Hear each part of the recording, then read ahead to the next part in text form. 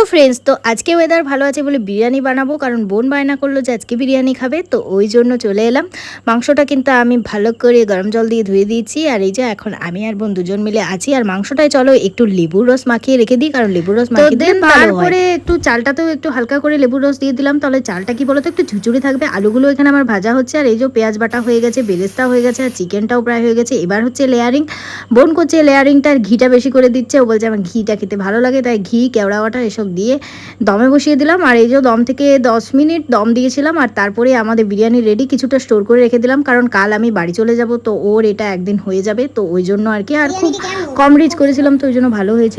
Heavy mind blowing, অসাধারণ এবং খুবই সিম্পল এবং দারুণ দারুণ দারুণ। আমি কিন্তু বিরিয়ানির সাথে একটু তো যাই হোক, আমি কিন্তু বিরিয়ানির সাথে একটু আচার খাই, আর বিরিয়ানির পর কিন্তু বাসনগুলো মাজা মাস্ট। আর চলো এভাবে রান্নাঘরটাও পরিষ্কার করে দিলাম। তো থ্যাঙ্কস ফর ওয়াচিং, টাটা।